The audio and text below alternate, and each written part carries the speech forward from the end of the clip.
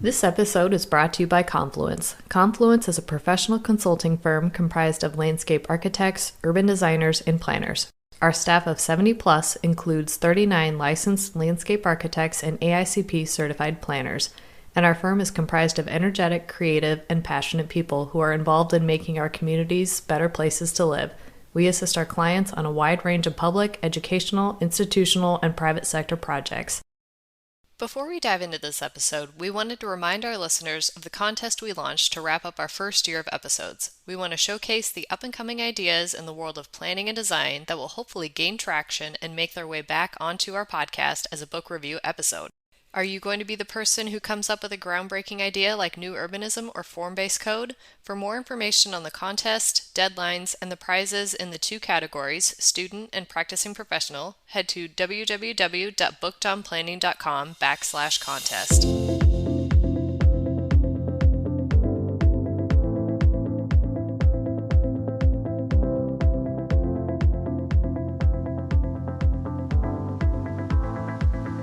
This is Booked on Planning, a bi-weekly podcast that breaks down the world we live in by paging through current and classic books. I'm Steph Rouse. This week, we're joined by the climate planner author Jason King. Jason is an urban planner and principal at Dover Cole & Partners, who has directed multidisciplinary teams around the U.S. and the world, and has served as a project director and prime author on over 200 plans for cities, towns, neighborhoods, and corridors. From the first plan he worked on for the Territoa Islands of Thailand to the multiple plans he authored in coastal Louisiana, Southeast Florida, and the American Southwest, Jason's work has focused on social, economic, and climate change resilience. Can you start off by telling us a little bit about your background and what prompted you to write the book, The Climate Planner? Sure. So my name is Jason King. Currently, I work at a firm called Dover Cole & Partners. I've been an urban planner for about 16 years. And before that, I was a journalist. And I traveled around the world working for the Associated Press. And I found that what I was really interested in was land use and planning. So I got my master's degree in planning from the University of Rhode Island. And I had a few years, 2 years as a municipal planner in the Florida Keys. And really for the last 16 years, I've worked for Dover Cole & Partners as a traveling consultant, worked around the country and around the world. And I just felt like I had experiences to share. And, you know, with climate change, I was someone who was introduced to the climate change at an early age. One of my first planning jobs was working in the Territoa Islands in Thailand. We were observing the rise in temperatures, among other things. And I saw that the world was in trouble. I learned about how we'd be suffering flooding and sea level rise and heat waves and drought and forest fires and food insecurity. And I learned that 25 years ago, before the conversation really was national. And so that left a real impression on me. So I've been trying to make climate change a big part of my work. And so it felt like, you know, after, a decade of doing it, it was time to write a book. So I want to pose a question to you that you wrote at the end of the introduction of the book, because I think it's a really good one. What tools do we have right now that we can use to help solve the climate problem, and what tools do we need? So I think what we know how to do as urban planners is very important. And I think that the tools that we have are essential, even more essential than they ever were. So we know how to write long-term plans. We know how to host workshops. We know how to have conversations about topics that are uncomfortable or very forward-thinking. We know how to do charrettes. We know how to engage the public, and we know how to convince the decision makers. We know how to speak truth to power. And that is really important as we try to figure out, the future. I think urban planners are uniquely qualified because we've been planning for the future for a long time. And then specifically in terms of the tools, besides public process, we need to mitigate the carbon pollution we're putting into the air. We need to create more renewable energy projects. And quite often that's prohibited by our zoning codes, by our land development regulations. So planners have to allow for solar panels and wind farms and thermal energy. And then what we also really need is we need to adapt. So we need strategies like desalinization and bulwarking. And right now, those things are largely illegal too. And urban planners on the local level need to learn how these tools work and at least not stand against it. And ideally, help. We need to generate energy locally, and we need to get ready for a future that's warmer, wetter, and more turbulent. One thing I was thinking of when I was reading this book is as a planner at the city of Lincoln right now, we really focus on climate change, and it was a given that it would be part of the comprehensive plan update we just did. But before that, I worked as a consultant and we did a lot of comprehensive plans and downtown master plans.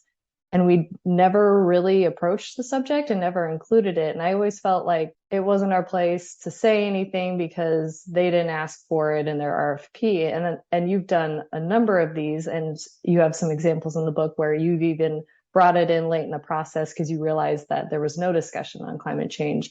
As a consultant, how do you kind of broach that subject with a client or the community that hasn't asked for it, but making the case for it? Yeah, good point. So at this point in human history, as a urban planner, we need to make climate mitigation and adaptation part of every project, public and private. And that's tough, like you say, when no one's asking for it. So you might find yourself in a community where they're talking about drought or the high cost of water or the high cost of electricity or the storm that took everything out or the forest fire they're afraid of, but they're still not asking for climate change solutions. In fact, locally, their local culture is it's just not part, or even they're against talking about climate change. It feels to them like a political thing, like a Washington, D.C. thing. So you hear them talking about the symptoms of climate change and they're looking for solutions, but they're not saying the words climate change because that feels like nowadays it's owned by one national political party. And so how do you go forward? I think the thing to do is to just divorce it from the national conversation. It's not a red state or a blue state thing anymore. It's just a reality. We're all in drought. We're all facing forest fires. Our coastal places are seeing awful wave activity and our rivers are drying. So I think the thing to do is to deal with it locally, deal with the issues people are talking about, maybe avoid actually terms that are politically divisive, avoid the term climate change or mitigation or adaptation, and just work with people and work with their concerns. Everyone's afraid of disasters. Disaster is a non-political word. So what is the disaster that's happening? Is it getting worse? And if it is, and chances are it is, then what can we do to make things better? And those solutions are all local. So you're basically empowering local people to help solve their own solutions. And that's what I think works the best. And you stay away from the soapbox and you stay away from being doom and gloom, and you be positive about the actions we can take. And if you can, you just make fun of Washington or make clear that at least in your work, you're apolitical, and that lets you go forward because everybody's got issues that they need to contend with right now. So that's what I would say. Empower people, listen to them, stay apolitical, and deal with the emergencies that they are dealing with and give them solutions. And just know that it's not something that's going to get better. It's probably worsening. It's not an up and down situation. It is a downhill slide. And so take it very, very seriously. So that's just how we kind of make our way through. It feels improvisational, but it's how you survive as a traveling consultant in all kinds of places where people believe all kinds of things, and you want to be sensitive to that, and you want to be a good visitor. That's a good approach. You start the book by saying that climate change will take time and give the analogy that, it took decades before people realized that smoking was bad for us. And now it's, not allowed indoors anywhere and it's pretty taboo. What would you say to listeners who fear that we don't have that much time for people to catch on? That's right. Unfortunately, there's no choice. Unfortunately, human beings don't look forward to the future and plan very effectively. Human beings, not in any aspect of life, not in government, not in our personal life or our professional life. What we do is we deal with the crisis that we're faced with. We deal with it head on, and we deal with it when it is clear there's no choice but to deal with it. It's weird, right? We're urban planners, but the reality is there's not a lot of forward thinking, long term urban planning happening anywhere ever. So my advice is really just to is deal with the issues that are right in front of us and apply everything that we know, all the tools, all of our understanding to solving those problems. And that's okay. Again, it's improvised, but it's how things are done. So quite often we find ourselves looking forward with our projections, but solving immediate issues. And the thing about climate change is that it's no longer a future thing. We're dealing with it right now in the present tense. And so it's helpful that the national conversation has changed a lot, even since since I wrote the book. And it's become mainstream to deal with emergency management and to recognize that the problems are getting worse. In the book, it seems like, because you do a lot of work along coastal cities and people living down there can literally see the coastline disappearing and the hurricanes increasing in frequency. And the conversation seems to have moved beyond, is climate change happening, to how to actually handle it. In these cases, there's still debate, but it's more on how you react, it seems like, whether you adapt or retreat. And you give several examples in the book of communities doing one or the other. How do you get the right solution for that community, whether the right solution is to retreat, because that's a very hard decision to make because those people's homes and they've lived there for generations, or if you just try to dig in and defend everything? Yeah. So my first job was working in the Florida Keys, and everybody owned a boat, and where we tied up the boats was changing. The mussels were higher up. The boat was almost like at high tide, the boat was practically on the dock. The fact that the sea was rising was evident to everyone. Florida Keys, the average elevation is 4 feet. And so it was entirely divorced from national politics. People were just talking about the fact that the water was much higher than it used to be and how to solve that. So yeah, exactly. In places like the Florida Keys, low-lying coastal areas, it's undeniable. You can see it with your own eyes. So what about like Nebraska or Texas or Oklahoma? There, it's different. We might see it most easily on the coastal cities, but we see it in a different way in other parts of the country. Like right now, where I am, Massachusetts is in a drought. It's a stage 4 drought. There's just not enough water. It hasn't rained in a long time. And I bet that's the case in most of the country right now. So you are seeing it. It's not in the form of higher water, but you are seeing it in the form of dead grass and dead trees and higher cost of water in the water bill. And so it's there. And then, of course, there's wildfires, right? So even if you're not on the coast, the fires have a greater extent and have more damage than they used to. So there's that. And then there's just the hotter days. I was in Oklahoma 3 weeks ago and the temperature was breaking all records. So it's not perhaps as obvious. The water's not washing across the street, but things are different. And I think it's become undeniable at this point. Up until about this year, it always felt like something that was happening elsewhere, that Colorado and California were having the wildfires and hurricanes were on the coast. But this year in Nebraska, we've had a crazy number of storms and then also wildfires. And like you said, we're in a pretty bad drought, and I think it's 3/4 of the state is in a pretty significant drought this year. So I think it's starting to become less deniable in Nebraska. Yeah, so that makes it easier. That makes the conversation easier. Yeah. So again, we don't have to talk about climate change in places that culturally reluctant to do so. We can talk about the drought. How do we solve the drought? What do we do? Where do we go for water? How far do we have to go? How much is it going to cost?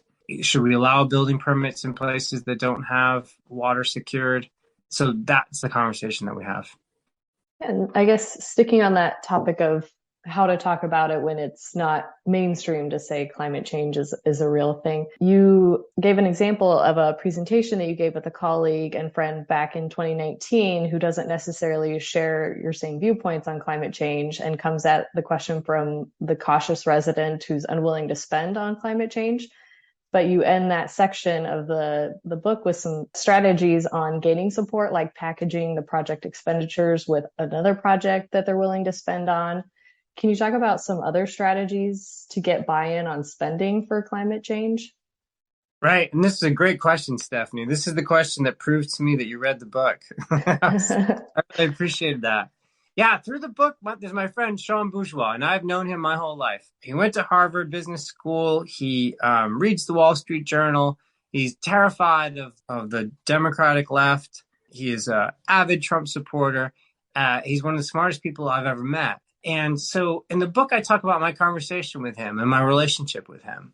And so for him, he lives in New Orleans. So he lives on the front line of climate change. Louisiana is more hard hit with hurricanes, with drought, interestingly, with wildfires, sadly, and with sea level rise. So there he is on the front lines. But he's much more afraid of government overreach, government tyranny, high taxation, monarchist tendencies on the political left. He's a lot more afraid of those things than he is of climate change. And so where do we go from there? Part of it, the book talks about how he's got a big, huge pothole in his street. And that pothole is enormous. It's like a basin that all the water goes to. It's just New Orleans is a poor city at the end of the day. That's what Sean told me. He doesn't care about the levees and the pumps that they're talking about. He just wants to see these things, these basic things repaired. He wants his kids to be in a playground that's not all boarded up, and he wants the pothole in front of his street fixed. And so, just like you mentioned, we couple our work in resilience with solving the everyday problems that people like Sean have. And so he's okay with the idea of raising the street, lifting the street in front of him, as long as it fixes the pothole. And he doesn't mind the idea that there's going to be shade structures in the playground because the sun is hotter, because then at least the playground will get some attention.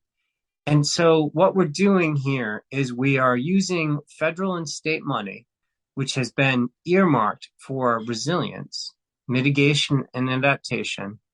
And we're using it to solve the problems that Sean has, that the average person has. We're doing both at the same time. And that's how you get buy-in. So Sean will very reluctantly accept Biden's dollars or Obama's dollars or whomever, as long as it's solving his neighborhood problems. And so that's the approach that we've been taking. You know, we've been trying to channel this money into the communities that need it.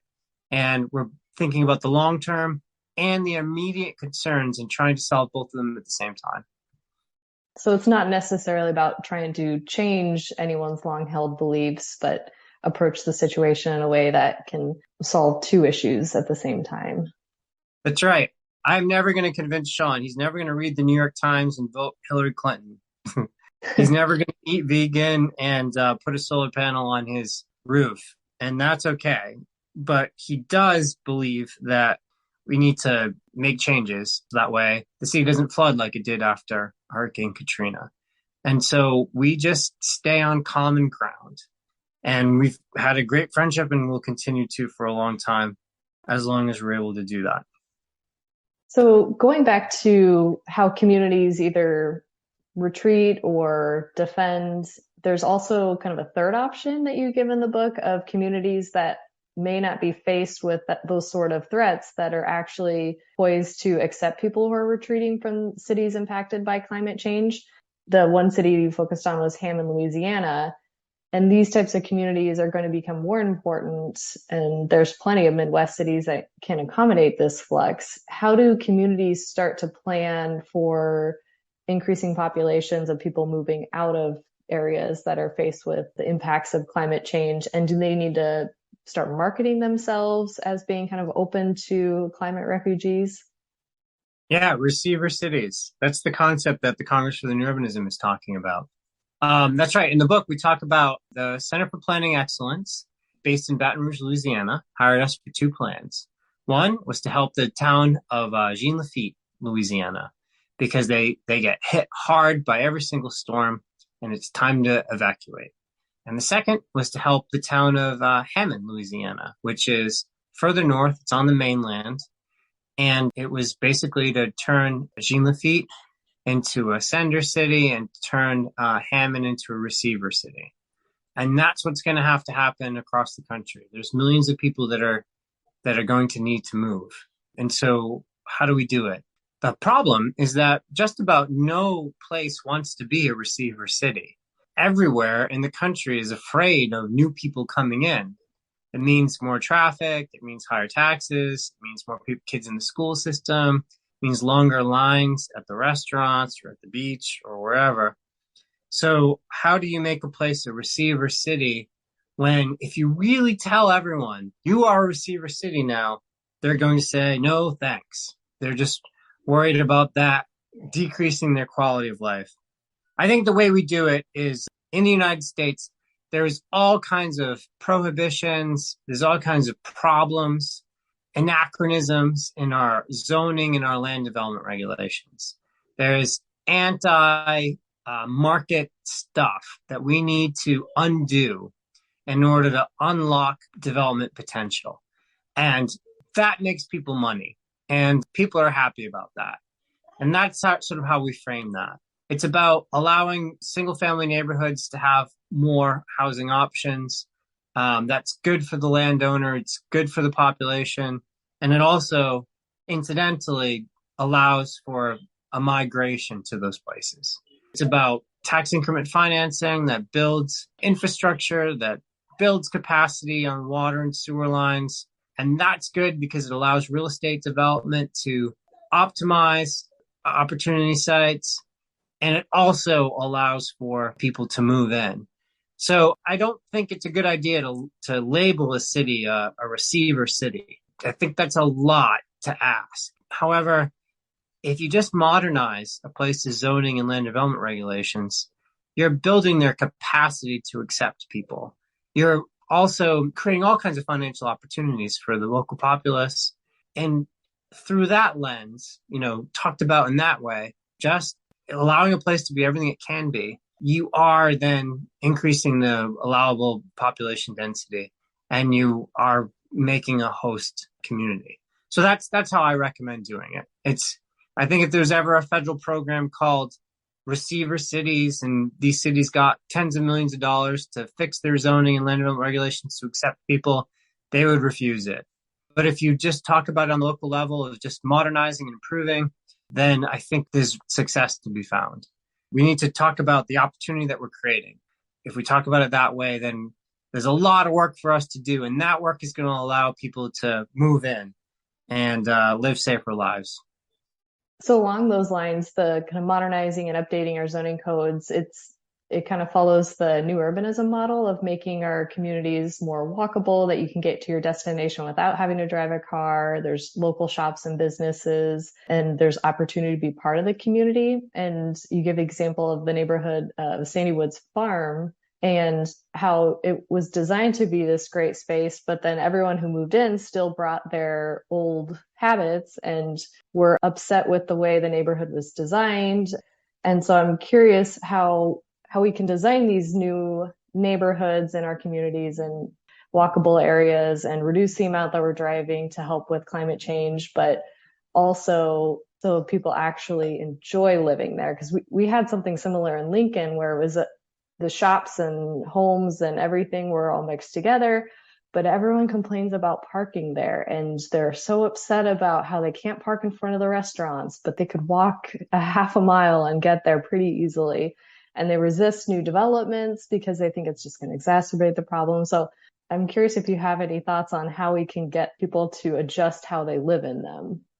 Yeah, thank you for asking this question. It's a really interesting one. Yeah, the new urbanism is all about building places that are complete, compact, and connected. They're more walkable and they're more dense, just like you said.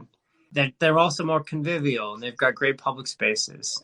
It's placemaking. And so the new urbanists have a lot to contribute to this conversation about receiver cities or receiver neighborhoods. And the book talks about Sandy Woods Farms. It's on Old Bulger Marsh Road in Tiverton, Rhode Island. It is a multifamily community surrounded by single-family houses on large lots. It was powered by a turbine and completely self-sufficient in terms of energy. And it had a main street. And on this main street, there was yoga and Pilates, and there's a coffee house, and there was concerts, and there was communal shared life. And then it turned into terrible, awful bickering and infighting and difficulties. So that's the thing is when people start to live closer to each other, there's going to be homeowners associations fighting the planning commission. There's going to be neighbors fighting neighbors. Unfortunately, that's just a simple reality of people being closer to each other.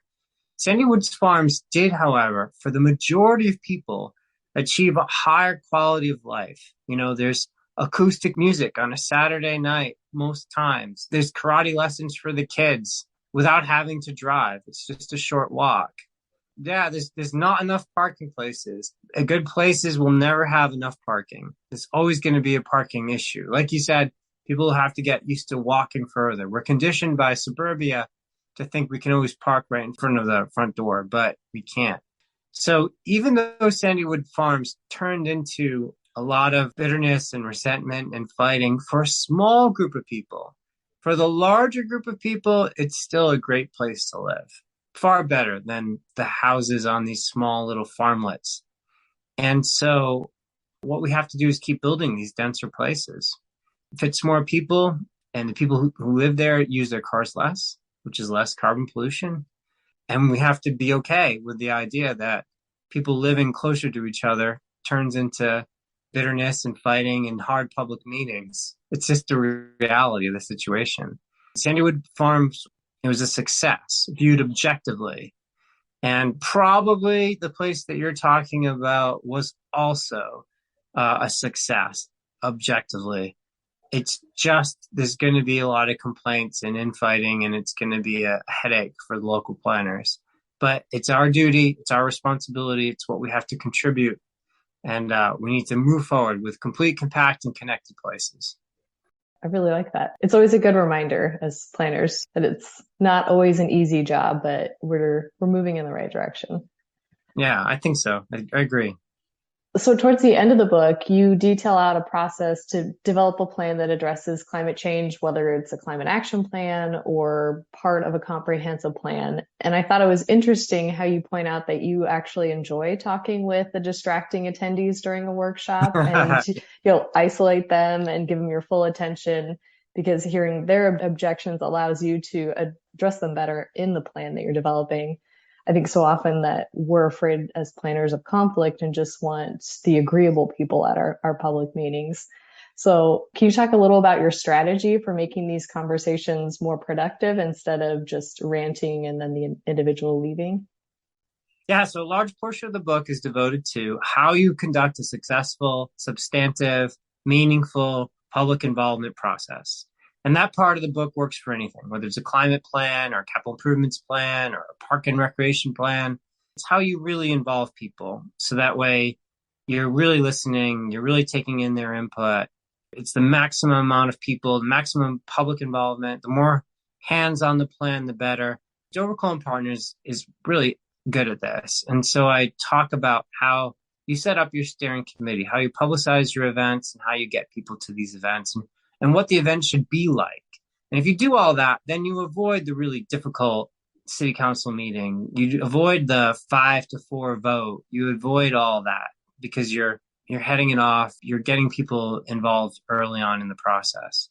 But yeah, right. Just like you said, there's going to be people who come to your public meetings who are just plain upset. And as planners, we like consensus plans, the thing that everybody can agree to. There's outliers who agree to nothing. And the thing about my life is that I agree with these people. I see their point of view. I understand why they're so upset. When I participate in my own community as a public participant, I usually go pretty upset. I'm usually hard to calm down. I don't want to be part of the consensus. I want to bring something to people's attention that they are just ignoring because it's more convenient to do so. And so I really understand these cantankerous, difficult people. I spend time with them because they would be distracting to the larger group. And I learn from them. And then make no mistake, whatever their point is, whatever brought them to that meeting so upset, I do make use of. I do argue their point more politely and professionally, but I make it part of the plan every single time. I really do respect these people. It's not easy to be an upset person in a room full of people that want to get along. So I think urban planners could do a better job of that. The outliers have a point, and we can't just gloss over that. We need to incorporate it. And then if you do, every once in a while, these people who are so abjectly against everything, they actually become your biggest proponents. Once they've been listened to for like the first time ever, they'll trust you, and they'll be there at all the adoption meetings. They were heard. They might not agree with everything in the plan, but for once, their point is there. Their argument was made clearly, and the plan did its best to incorporate their ideas. Yeah, so this is just something that I've learned as like a survival mechanism, working in like 12 different places, 14 different places a year. And I've actually found that it really benefits. I feel like the contrarian, the outlier opinion is absolutely essential to creating a successful plan and a realistic plan. And I like the conversations with people. Urban design is interesting, and setbacks and zoning are interesting. I love the pretty pictures that we draw, but it's really just the conversations, the interactions with people is really what keeps me doing this and not doing something else. It's really interesting. And yeah, as I was reading the book, I thought I could take this approach and this engagement strategy and apply it to any different plan. Like it didn't seem like this is the way you do climate plans, which I think helps meld in climate change and climate action into any planning process. It doesn't have to be its own standalone thing. Well, thank you for saying that. Yeah. To be honest, being a climate planner is actually a small part of my work. I'm usually working on other things. And so, yeah, the things that I do as a climate planner are also really helpful as a economic development planner, urban designer, or social equity planner, or environmental planner, or whatever it might be. Yeah, I think that's what's good about the book. It's about more than just climate planning. So the last chapter of the book deals with implementation and what to do when the process inevitably stalls due to shifting political climates or just lost momentum. And I'm definitely guilty of wanting to always see forward momentum and tackle several projects at a time and to see change happen, which isn't always feasible. And I'm starting to realize in local government after 10 years. What recommendations do you have for planners who run into the lack of forward momentum after a plan is adopted? So it's a common experience for the traveling consultant to arrive in a place and they say, this is the plan we adopted 5 years ago or 10 years ago, and we've done nothing. I don't understand why no one's listening. And then when you actually get into it, it turns out big policies have been approved. Real important action items have been implemented. And the whole tone of the conversation in the community has changed thanks to that plan. It's hard as a local planner in the thick of it to see the changes that are actually happening. And the conversation alone can change the trend. As an outsider, you see it. And so how do we do that? I think the important thing to realize about urban planning is that a very small portion of our plans actually are implemented. In the book, I talk about Daniel Burnham's plan for Chicago in 1908. The plan we always talk about, the plan for Chicago. It turned Chicago from like a middle of nowhere city to a world capital. And really, if you really look at it, like 25% of what Daniel Burnham proposed was actually implemented. It was a small fraction of what he drew. That plan is big. There's a lot of renderings, illustrations, and very little of it actually got implemented. And that's okay. That gave Chicago its waterfront, it gave it its boulevards, it gave it the different distinct districts. So just accept it. Accept that urban planners have small power, little power. Decision makers, local officials, they're pulled in a lot of directions. It's not like it's supposed to be. The urban planner isn't the most important advisor. The urban planner is a small little voice among many voices. If you just accept that, and you start to as you get older, then you can actually see what you are achieving. You can actually see how far the community is going. And so for me, I prefer to work in places like Nebraska and Oklahoma and Louisiana, places that have not had the conversation at all. I'd rather work there than work in Cambridge, Massachusetts, or San Francisco, California, or Paris, France, because just a little bit will make a big difference. Because if you can be the one that get them talking about it for the first time, it's much more important than being the person who's just adding to the conversation that's been having for a long time. I prefer the deep red states, totally skeptical of climate change, that have done absolutely nothing, because I feel like after just a couple of years, we can really get the ball rolling and make some big achievements. So think of it that way. I mean, it's just a glass half empty versus a glass half full thing. But if you start to look at what you are doing, that glass half full, it gives meaning to your life. And that's as good as it gets for urban planners. I'm afraid we're just not a powerful group. We are just one voice among many. That's really good. And I had another author on who's talking about it's our job as planners to give them the information, give the elected officials all the details that they need, and then they make the decision. And your work may sit for another 4 years before someone else picks it up and actually moves it forward. But it's our job to just be there and advise. And I like that, Stephanie. I understand that. And that helps you like stay employed. Yeah. That keeps your attitude good. However, I've seen that too much in my life. I've seen planners be like, I told them what to do and it's up to them to do it. And my hands are washed of the situation. The elected officials make the decision, not me. And the book is actually in opposition to that. I don't think that's enough. I think we can't just speak truth to power. We've got to wrestle power away. Unfortunately, the fate of our world is at stake. And so we've got to work harder than that. This is more important than just about anything else. And so that's another thing about the book. It's like success stories, but also like stories of terrible defeat. It helps planners know that when they stick their neck out on the line, every once in a while they do get chopped. The book is as much about failures as it is about achievements. But it does star planners who are trying to do more than speak truth to power.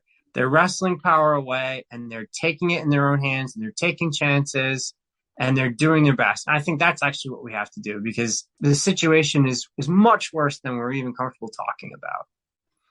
I think this has been a really great conversation. To wrap up, what would you say is the most important thing that listeners or readers of the book should take away from it? That's a great question. And you sent it to me just like a good interviewer. And I have yet to come up with an answer. You're younger and smarter than me. What do you think is the most important part about any climate change book for people?